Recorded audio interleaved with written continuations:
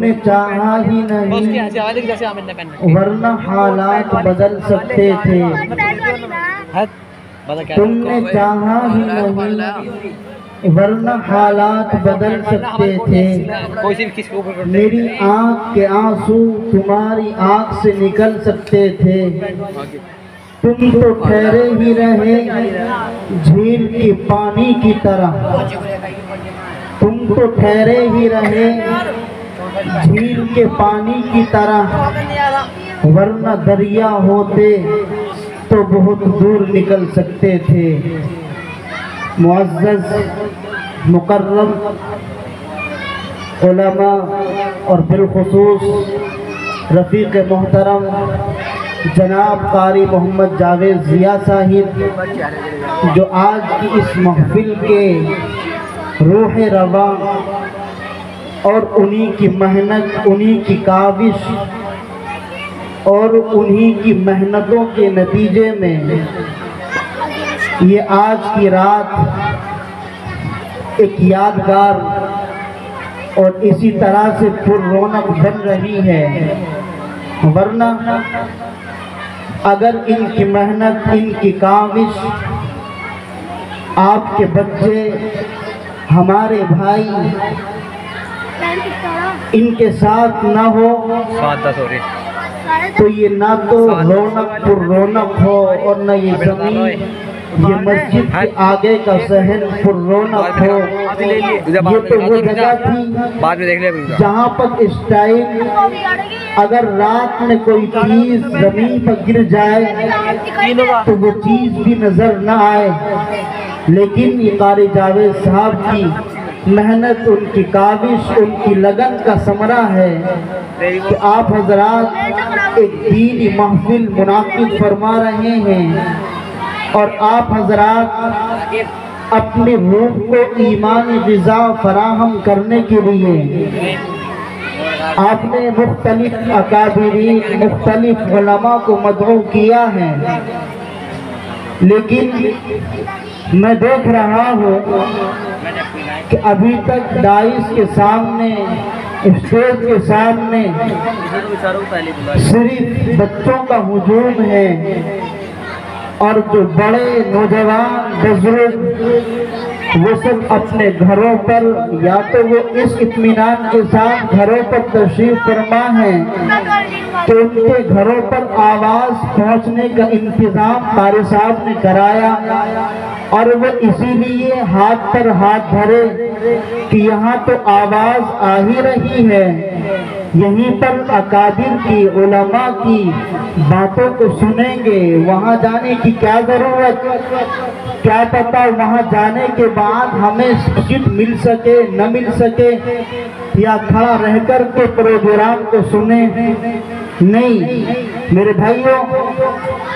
آپ حضرات گھروں پر آرام روز کرتے ہیں، لیکن قاری جاوید ضیاء صاحب نے آپ کو صرف سال میں ایک مرتبہ یہاں بیٹھنے کے لیے مدعو کیا، اس لیے میری آواز جہاں تک پہنچ رہی ہو اور جو میری آواز کو سن رہے ہوں ان سے بڑے ہی ادب و احترام کے ساتھ ملتمس ہوں، درخواست کر رہا ہوں کہ وہ حضرات پنڈال میں تشریف لے آئے، یہاں بیٹھنے کے لیے کرسیوں کا انتظام کیا گیا ہے، یہ نوجوان اور بڑے اور بزرگوں کے لیے خصوصاً انتظام کیا گیا ہے، اس لیے اپنے گھروں کو چھوڑ کر کے جلسہ گاہ میں تشریف لے آئے۔ میرے بھائیوں، میں نے خطبے کے اندر آیت کریمہ آپ حضرات کے سامنے تلاوت کی، جس آیت کریمہ کے اندر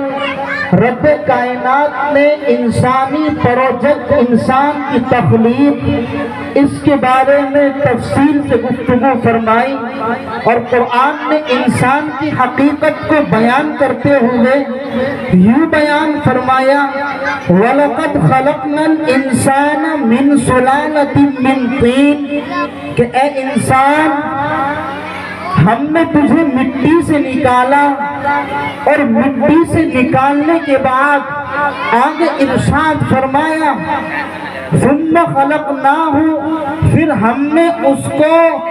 ناپاک منی کے قطرے کی شکل میں تبدیل کیا اور پھر اس کو ماں کے رحم کے اندر چھوڑا۔ پھر اللہ رب العزت یوں بیان کرتا ہے کہ جب انسان کو ناپاک منی کے قطرے میں تبدیل کرنے کے بعد ماں کے رحم کے اندر ٹھکانہ دیا، اب اس کی شکلیں مختلف، اس کی صورتیں بدلتی رہی، کہیں اس نے جوک کی شکل اختیار کی، کہیں گوشت کے لوتھڑے کی شکل اختیار کی۔ اللہ کہتا ہے وَلَقَدْ خَلَقْنَا الْإِنسَانَ مِنْ سُلَالَةٍ مِنْ طِينٍ ثُمَّ جَعَلْنَاهُ نُطْفَةً فِي قَرَارٍ مَكِينٍ ثُمَّ خَلَقْنَا النُّطْفَةَ عَلَقَةً، پھر اس جوک کو ایک لوتھڑے کی شکل میں تبدیل کیا، فَخَلَقْنَا الْعَلَقَةَ مُضْغَةً، پھر اس لوتھڑے کو ایک طرح سے گوشت کے لوتھڑے کے اندر تبدیل کرنے کے بعد رب کائنات نے اس لوتھڑے کے اندر ہڈیوں کو پرویا، اور ہڈیوں کو پرونے کے بعد رب کائنات نے اعلان کیا انسان کی حقیقت کو بیان کرتے ہوئے کہ ہڈیوں کے اندر، لوتھڑے کے اندر ہڈیوں کو پلانے کے بعد، اس میں پیوست کرنے کے بعد رب کائنات نے ان ہڈیوں کے اوپر گوشت کو چڑھایا، گوشت کو لپیٹا، اور اسی طرح سے ثم انشأناہ خلقا آخر، رب کائنات نے اس انسان کا وجود دیا ہے۔ میں اور آپ اور معاشرے کا ہر آدمی، دنیا کا ہر آدمی اگر اس آیت کریمہ کے اندر غور کرے، رب کعبہ کی قسم، ہمیں جو ہم فخر کرتے ہیں اپنے ہاتھ کی قوت کو لے کر کے، جو ہم فخر کرتے ہیں اپنی بلند و بالا عمارتوں کو لے کر کے، جو ہم فخر کرتے ہیں عمدہ قسم کی گاڑیوں کو لے کر کے، جو ہم فخر کرتے ہیں اپنی سینے کی چوڑائی کو لے کر کے، اگر انسان جو فخر کرتا ہے، اس انسان کو اگر اس انسان کے ذہن کے اندر اگر یہ بات آ جائے کہ میری تخلیق رب کائنات نے، خلاق کائنات نے کس انداز میں فرمائی ہے، وہ فخر کرنا چھوڑ دے اور ہر وقت اپنی کم دلی اور اسی طرح سے بزدلی کا احساس اس انسان کے دل کے اندر ہوتا رہے۔ کیوں؟ یہ تو قرآن پاک ہے۔ آقا علیہ السلام نے ارشاد فرمایا ابن آدم جعلت لك قرارا فی بطن امک، جہاں قرآن نے اس چیز کو بیان کیا، اب آپ سوال یہ کریں گے، قرآن آپ کے سوال کا جواب یوں دیتا ہے، اس انسان کی شکل کو رب کائنات نے کہاں بنایا؟ قرآن کہتا ہے یخلقکم فی بطون امہاتکم خلقا من بعد خلق فی ظلمات ثلاث، تین اندھیروں کے اندر خلاق کائنات نے اس انسان کے مجسمے کو بنایا ہے۔ وہ تین انسان کے مجسمے کیا ہے؟ ارے قرآن نے کہا یخلقکم فی بطون امہاتکم، تمہاری ماں کا پیٹ ہے اور وہ بچی دانی ہے، وہ چھلی ہے، جس چھلی کے اندر بچہ پروان چڑھتا ہے، وہ چھلی ہے جس چھلی کے اندر بچہ اپنی بلندیوں کو چھوتا ہے، وہ چھلی ہے جس کے اندر وَعَلَّمْتُكَ الْجُلُوسَ، قرآن نے کہا، حدیث قدسی کہتی ہے وَعَلَّمْتُكَ الْجُلُوسَ وَالْقُعُودَ فِي بَطْنِ أُمِّكَ، کہ تیری ماں کے پیٹ کے اندر تجھے چلنا، تجھے بیٹھنا، تجھے حرکت کرنا، تجھے پھرنا اور اسی طرح سے متحرک ہونا، یہ تمام کی تمام تیرے رب کی عجائبات ہیں، تمام کی تمام تیرے رب کی انوکھی باتیں ہیں جن پر تجھے ایمان لانا چاہیے۔ میرے بھائیوں، یخلقکم فی بطون امہاتکم خلقا من بعد خلق فی ظلمات ثلاث، رب کائنات اس انسانی مجسمے کو اندھیریوں میں بنا رہا ہے۔ آپ دنیا کے انجینئروں کو دیکھیں، کوئی آدمی کسی بھی چیز کا انجینئر ہو، کسی بھی چیز کا کتنا ہی ماہر کیوں نہ ہو، اگر وہ کوئی انسان، کوئی انجینئر، کوئی بڑا آدمی کسی چیز کو اندھیرے میں بنائے گا تو یقینی طور پر یہ بات کہی جا سکتی ہے کہ دوسرا انجینئر، دوسرا آدمی اس کی بنائی ہوئی چیز میں ایک نقص نکالے گا اور کوئی کمی بتائے گا کہ یہ کمی اس چیز کے اندر ہے، حالانکہ ایک عرصے دراز سے، ایک لمبے زمانے سے اس کی عادت اس چیز کو بنانے کی رہی ہے، لیکن اگر وہ چیز اندھیرے کے اندر بنائی جائے گی یقیناً نقص ہوگا، کمی بتلانے والا دوسرا انجینئر موجود ہوگا، لیکن رب کائنات نے اس انسان کے وجود کو 3 اندھیرے کے اندر بنایا۔ اور سب سے بڑی بات یہ ہے کہ آپ حضرات دیکھتے ہیں ایک وقت میں، بلکہ وقت کے بھی آخری سیکنڈ میں اور سیکنڈ کے بھی آخری لمحے میں دنیا بھر میں نہ جانے کہیں بچے مختلف جانوروں کے اور مختلف انسانوں کے، پرندوں کے، درندوں کے، مختلف حیوانات کے بچے پیدا ہوتے ہیں۔ آپ حضرات دیکھتے ہیں اللہ اندھیروں میں بنانے کے بعد بھی غافل نہیں ہوا، اگر غافل ہو جاتا، تفسیر ابن عباس کے اندر لکھا ہے اگر اللہ انسان کو بناتے ہوئے غافل ہوتا تو ایک وقت میں کتنے بچے پیدا ہو رہے ہیں، ایسا ہوتا غفلت کی وجہ سے کہ انسان کے یہاں بچہ پیدا ہوتا لیکن سر جانور کا لگ کر کے آ جاتا، یا جانوروں کے یہاں انسان کا سر لگ کر کے آ جاتا، لیکن نہیں، اللہ ایک منٹ کے لیے بھی غافل نہیں ہوا۔ يخلقكم في بطون أمهاتكم خلقا من بعد خلق في ظلمات ثلاث، 3 اندھیروں میں انسان کے مجسمے کو بنایا، لیکن ایک منٹ کے لیے بھی اور منٹ کے بھی آخری لمحے کے لیے بھی اللہ انسان کے مجسمے سے غافل نہیں ہوا۔ میرے بھائیوں، یہ تو قرآن کریم آقا علیہ السلام حدیث قدسی آپ حضرات کے سامنے بیان کر رہا ہوں۔ آقا علیہ السلام نے فرمایا ابن آدم جعلت لك قرارا فی بطن امک، کہ تیری ماں کے پیٹ کے اندر ٹھکانہ تجھے کسی نے اور نے نہیں دیا، میں نے دیا ہے، تجھے تیری ماں کے پیٹ کے اندر ٹھکانہ دینے والا میں ہوں۔ کوئی پیر بچے کی ولادت نہیں کرا سکتا، کوئی اگر اللہ نہ چاہے کہ اس کے یہاں بچے ہو، اس کے یہاں بچے پیدا نہیں ہو سکتے۔ اللہ کہتا ہے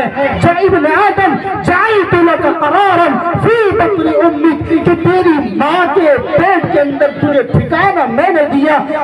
اور فلما ان تمت مدت اشہرک، جب تیری پیدائش کا وقت قریب آیا اور قریب آیا کہ تم ماں کے پیٹ سے باہر تشریف لائے، اللہ اس وقت میں بھی پیچھے نہیں ہٹا، اللہ اس وقت بھی غافل نہیں ہوا۔ اللہ نے اعلان کیا اوحیت الی الملک الموکل بالارحام، کہ اللہ نے فرشتے کو بھیجا، اور فرشتے کیسے؟ جن کے پر ہو، جب انسان کی ولادت کا وقت قریب آتا ہے اللہ بیان فرماتا ہے اوحیت الی الملک الموکل، میں نے فرشتوں کو بھیجا، فرشتوں نے اپنے پروں کو کھولا اور تجھے اپنے پروں کے اوپر لیا اور تجھے دنیا میں آنے کا راستہ رب کائنات نے اس طرح سے آسان کیا۔ اگر غافل ہو جاتا، اگر رب غافل ہوتا، نعوذ باللہ، اگر غافل ہوتا تو صورتحال یہ پیش آتی کہ بے وقت، بے موقع، بے اثر بچے کی ولادت ہوتی۔ نہیں، رب نے ایک مدت متعین کی اور کہا فلما ان تمت مدت اشہرک، جب تیری ولادت کا وقت قریب آیا اوحیت الی الملک الموکل، اللہ نے فرشتوں کو بھیجا، اور وہ فرشتوں کا کام کیا ہے؟ اب حدیث قدسی یہ بیان فرماتے ہیں آقا علیہ السلام کہ فرشتہ آتا ہے، اپنے پروں کو کھولتا ہے، بچے کو اپنے پروں کے اوپر لیتا ہے، فسواک فعدلک، اس طرح سے رب کائنات انسان کے آنے کے راستے کو آسان فرماتا ہے۔ اور اس کے بعد بھی رب غافل نہیں ہوا، ابھی معاملہ مکمل نہیں ہوا، حدیث باقی۔ آقا علیہ السلام فرماتے ہیں جب انسان دنیا کے اندر آیا رب نے ایک نظام بنایا، یقیناً ماں کے پیٹ کے اندر تجھے چلنا بھی سکھایا، بیٹھنا بھی سکھایا اور اسی طرح سے حرکت کرنا بھی سکھایا۔ اب دنیا کے اندر تشریف لائے ہو، ایک نئی دنیا کے اندر آپ نے سانس اور آنکھ کھولی ہے، تو یقیناً اللہ نے نظام یہ بنایا، أَزَلْتُ لَكَ عِرْقَيْنِ رَقِيقَيْنِ يُمْنِعَانِ لَكَ لَبْنًا خَالِصًا وَافِعًا فِي الشِّتَاءِ وَبَارِدًا فِي الصَّيْفِ، کہ رب کائنات جب اس دنیا کے اندر تمہارا وجود ہوا، رب کائنات نے نظام یہ بنایا کہ تیری ماں کے پستان سے 2 سال تک سردیوں کے اندر گرم اور گرمیوں کے اندر گرم اور گرمیوں کے اندر ٹھنڈا دودھ ہم نہیں کاملئی 2 سال تک مکمل تجھے پلاتا رہا۔ اس طرح سے تو پروان چڑھا۔ اللہ ایک شکوہ کرتا ہے، اللہ شکایت کرتا ہے اور معلوم کرتا ہے فَهَلْ يَقْدِرُ عَلَى ذَلِكَ أَحَدٌ غَيْرِي، میں نے یہ تمام نظام بنائے، تیری ولادت کو آسان بنایا، تیری ماں کے پیٹ کے اندر کھانے کا انتظام تینے کیا اور تیری ماں کے پیٹ کے اندر چلنا تجھے سکھایا، ہر چیز تجھے ماں کے پیٹ کے اندر سکھائی۔ اب 2 سال تک کا دودھ کا انتظام کیا۔ اب اللہ کہتا ہے فَهَلْ يَقْدِرُ عَلَى ذَلِكَ أَحَدٌ غَيْرِي، کیا میرے علاوہ، میرے یعنی اللہ کے علاوہ اس کام کو کوئی اور بھی کر سکتا ہے؟ اللہ کہتا ہے نہیں، اس کام کو اللہ کے علاوہ کوئی اور ساتھ دنیا کے اندر ہے ہی نہیں کہ اس کام کو معرض وجود کے اندر لائے، بچے کی ولادت کرے اور بچے کی ولادت کو آسان بنائے۔ میرے بھائیوں، اللہ آگے بیان کرتا ہے جب تجھے 2 سال تک دودھ پلائے، تجھے انتہائی کمزور حالت کے اندر دنیا کے اندر بھیجا، تیری حالت یہ ہے تیرے منہ کے اندر دانت نہیں تو اپنی دانتوں سے کاٹ سکے، لَعْلَكَ يَدٌ تَبْطِشُ، تیرے ہاتھ کے اندر طاقت نہیں کہ تو اپنے ہاتھ کے ذریعے سے کوئی چیز توڑ سکے، لَعْلَكَ رِجْلٌ تَمْشِي، تیرے پاؤں کے اندر طاقت نہیں کہ تو اپنے پاؤں کے ذریعے سے چل سکے، تو پھر کس چیز پر گھمنڈ کر رہا ہے؟ کیا تجھے مال و دولت کا گھمنڈ ہے؟ کیا تیری سینہ چوڑی ہے اس وجہ سے تجھے گھمنڈ ہے؟ تیرا ہاتھ کام کر رہا ہے تجھے اس چیز کی وجہ سے فخر ہے؟ تیرے پاؤں صحیح سالم چل رہے ہیں کیا تجھے اس چیز کی وجہ سے فخر ہے؟ تیرا ذہن صحیح کام کر رہا ہے کیا تجھے اس چیز کی وجہ سے فخر ہے؟ القرآن بیان کرتا ہے اللہ الذی خلقکم من ضعف ثم جعل من بعد ضعف قوة وشیبہ ثم جعل من بعد ضعف قوة وشیبہ۔ اس وقت یاد کرو اللہ وہی ہے جس نے تجھے ابتدائی دور کے اندر اتنا کمزور پیدا کیا، پھر تجھے رب نے طاقت سے نوازا، حفظ سے نوازا، تیرے رب نے تیرے ہاتھ کے اندر پکڑنے کی قوت تھی، تیرے پاؤں کے اندر چلنے کی طاقت تھی، تیرے ذہن کے اندر پلاننگ بنانے والا ذہن تجھے عطا کیا اور تجھے صحیح سالم بنایا۔ ہونا تو یہ چاہیے تھا بارستنی، اللہ شکایت کرتا ہے بارستنی بالمعاصی یقتصو، میں نے تجھے ہر چیز سے نوازا، ہونا تو یہ چاہیے تھا تو میرے سامنے چھپ جاتا، تو ان ہاتھوں کے ذریعے سے میرے حکم کو پورا کرتا، ان ذہن کی وجہ سے دین کا محافظ بنتا، ان پاؤں کی وجہ سے تو دین کا محافظ بنتا، اللہ کے راستے میں ان پاؤں کو اٹھانے والا بنتا، لیکن بارستنی بالمعاصی یا عبدالسور میرے خلاف ہی کھڑا ہو گیا۔ اور اللہ کہتا ہے جب تجھے قوت سے نوازا، تیری چھاتی کو چوڑا کیا، تو نے اللہ کے ساتھ ایسا معاملہ کیا، ان تمام نعمتیں، وہ تمام آزائشیں جو تیرے پاس ہونی چاہیے تھی، اللہ نے تمام نعمتوں سے تجھے نوازا، لیکن آخر میں تو اللہ کا نافرمان بن گیا اور اسی طرح سے دین کا باغی بن گیا، علماء کی خلاف ورزی اور شریعت کی خلاف ورزی، قانون خدا کی خلاف ورزی کرنے والا تو بن گیا۔ تیرا قدم اٹھتا ہے تو دین کے مخالف، تیری سوچ کام کرتی ہے تو دین کے مخالف، تیرا ہاتھ اگر اٹھتا ہے تو دین کے مخالف۔ حالانکہ ہونا یہ چاہیے تھا اللہ کا شکریہ ادا کرتا، اللہ میں اتنی کمزور تھی، جان لے کر کے پیدا ہوا تھا، میرا باپ بھی، میری ماں بھی افسوس کے اندر تھی، وہ سوچتی بھی تھی کہ پتہ نہیں ہمارے یہاں جو بچہ پیدا ہوا ہے اس کے کان کام کرتے ہوں گے یا نہیں، ہاتھ کام کرے گا یا نہیں، اس کا دماغ صحیح ہوگا یا نہیں، ہاتھ صحیح چلے گا یا نہیں، ہاتھ چپش کرے گا یا نہیں۔ آخر تو نے ایسا کیا، اللہ کی خلاف ورزی کرنے والا اور حکم خدا کی خلاف ورزی کرنے والا تو بن گیا۔ میرے بھائیوں، آقا علیہ السلام صحابہ کے درمیان بیٹھے ہوئے ہیں، آقا علیہ السلام نے ارشاد فرمایا سیجیء فی آخر الزمان اقوام، آخری وقت میں اور آخری زمانے میں ایک ایسی امت پیدا ہوگی، ایک کچھ ایسے لوگ پیدا ہوں گے، وجوہہم وجوہ الآدمیین، ان کے چہرے آدمیوں کی طرح ہوں گے اور ان کی خصلتیں آدمیوں کی طرح ہوں گی، وقلوبہم قلوب الشیاطین، لیکن ان کے دل شیطانوں کی طرح ہوں گے۔ آدمیوں میں دیکھنے میں نظر آئے گا یقیناً آدمی ہے، لیکن دل کا شیطان ہوگا، شیطان کی طرح عمل کرے گا، قول کچھ ہوگا، فعل کچھ ہوگا، رات کچھ کہے گی، دن کچھ کہے گا، اور اسی طرح سے ظاہر کچھ ہوگا، باطن کچھ ہوگا، اور اس کا قول بھی شریعت کے خلاف ہوگا۔ سیجیء فی آخر الزمان اقوام